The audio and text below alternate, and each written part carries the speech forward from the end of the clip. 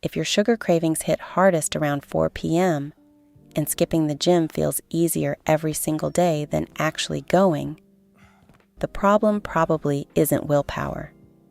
It's what happened, or didn't happen, in your first 30 minutes awake. 5 specific Nordic morning habits, all free, all doable tomorrow, that steady your energy and appetite enough to make the gym feel like less of a fight, and sweet cravings feel a lot quieter by the time evening rolls around. Let's get straight into it. None of these 5 require cutting anything out, counting anything, or restricting a single meal. They're about how your morning is structured, not what you're allowed to eat.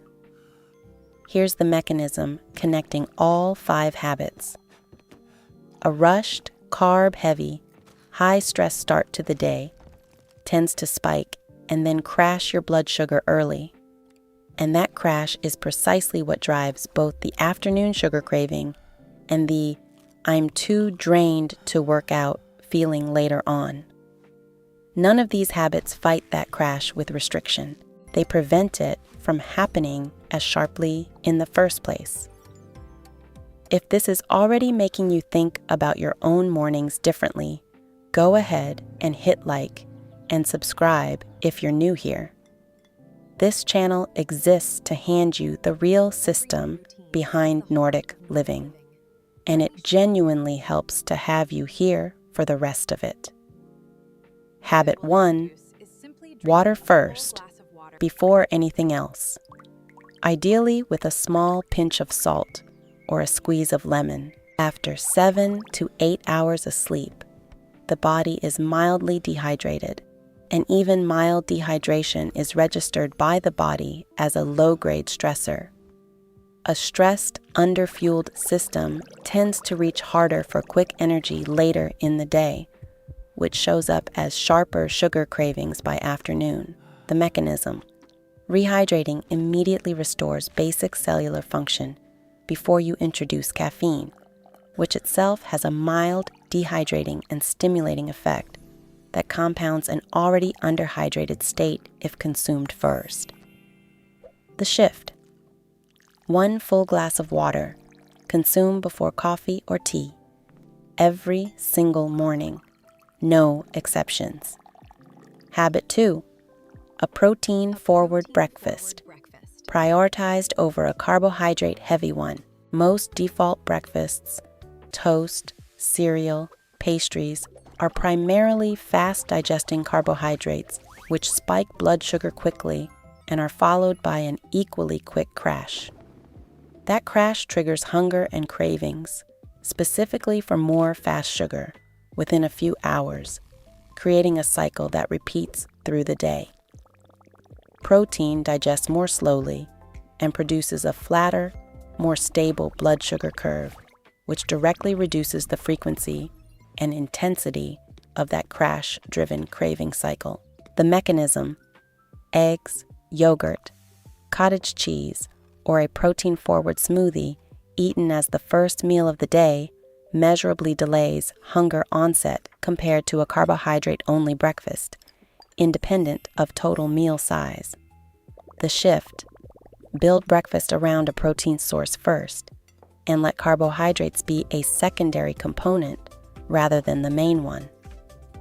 Habit 3, morning sunlight combined with light movement within the first hour of waking, ideally before checking a screen. Natural light exposure early in the day helps anchor your circadian rhythm, the internal clock governing not just sleep, but also cortisol and blood sugar regulation throughout the day. A well-anchored circadian rhythm supports more stable energy and appetite regulation later on. A disrupted one tends to produce exactly the erratic energy and craving pattern this video is addressing. Pairing this with light movement, a 10 to 15 minute walk, not intense exercise, adds a second mechanism. Gentle activity helps activate digestion and circulation, without triggering the kind of stress response that intense exercise on an empty, just woken body sometimes can. The shift: 10 minutes outside in actual daylight, walking at an easy pace, screen left inside. These 3 habits work as a foundation: hydration, stable blood sugar from breakfast, and a properly anchored circadian rhythm. The remaining 2 habits build directly on that foundation, addressing what happens later in the morning and how the day actually begins mentally, not just physically. Habit 4: no added sugar or refined carbohydrates before your first full meal of the day, particularly before that protein-forward breakfast from habit 2 has actually been eaten. Sugar consumed on a genuinely empty stomach, a sweetened coffee before breakfast, a pastry grabbed on the way out, produces a sharper insulin spike than the same food eaten alongside protein and fat, because there's nothing in the stomach to slow absorption. That sharper spike is followed by a sharper drop, and that drop is one of the most reliable triggers for a strong craving later in the same day. The mechanism is straightforward. Front-loading sugar on an empty stomach essentially pre-programs a harder crash into your morning before the day has properly started. The shift: if you want something sweet, have it after a protein-containing meal, not before or in place of one.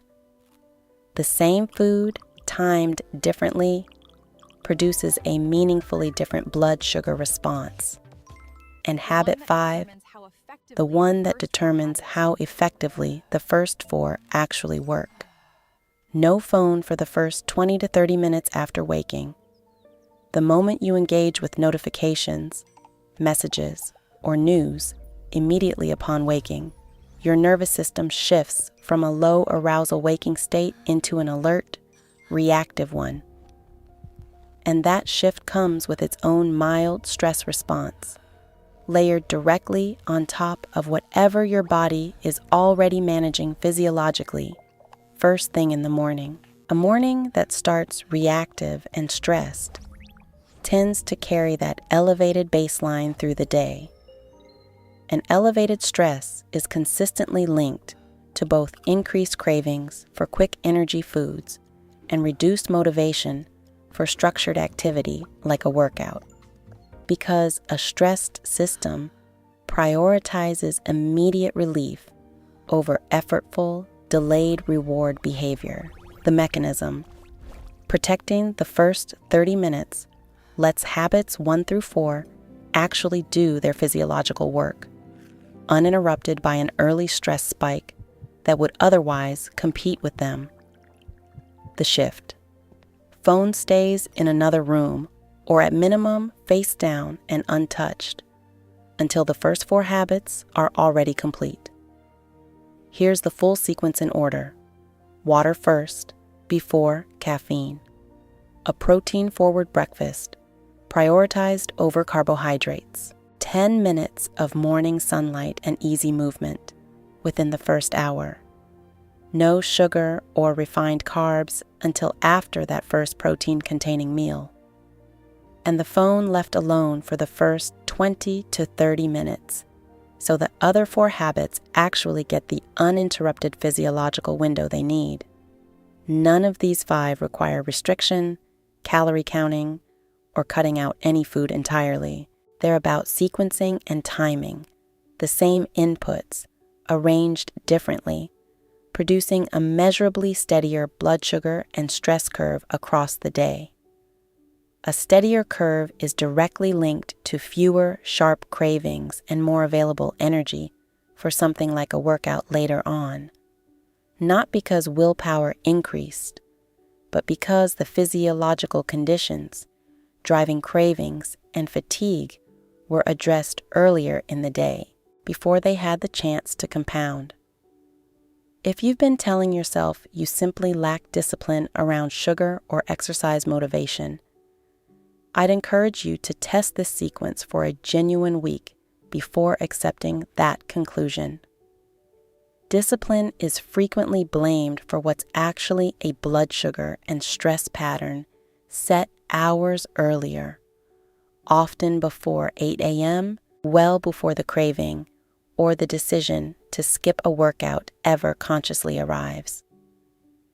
Tell me in the comments which of these 5 habits you're most likely to start tomorrow morning. I read every single comment. And if you know someone who's been blaming willpower for cravings and low energy, send this to them. It might be the sequence, not the discipline, that needed adjusting. Let me address the most common obstacle to each of these 5 habits, because knowing the mechanism doesn't always mean the habit fits smoothly into a real, rushed morning. For habit 1, water first. The obstacle is usually simply forgetting, especially if coffee is already part of an automatic morning routine before conscious thought kicks in. The practical fix is positioning. Leave a filled glass of water on your nightstand or directly next to the coffee maker the night before, so it's physically in your path before the coffee machine is. This removes the habit from willpower entirely and makes it a matter of sequence, not memory. For habit 2, protein-forward breakfast. The most common obstacle is time, particularly on weekday mornings, where a full cooked breakfast simply isn't realistic. The fix here doesn't require cooking. Plain Greek yogurt, cottage cheese, hard-boiled eggs prepared the night before, or a protein powder mixed into water or milk all deliver the same blood sugar stabilizing effect without any morning prep time. The mechanism depends on protein content and timing, not on the meal being elaborate or freshly cooked. A 5-minute solution works exactly as well physiologically as a 20-minute one. For habit 3, morning sunlight and movement. The obstacle is usually climate or schedule. A genuinely dark winter morning. A commute that starts before sunrise. Weather that makes stepping outside unpleasant. If direct outdoor light isn't available at your specific wake time, standing near a window with genuine daylight coming through, even without direct sun, still provides meaningfully more circadian signal than staying in artificial light alone.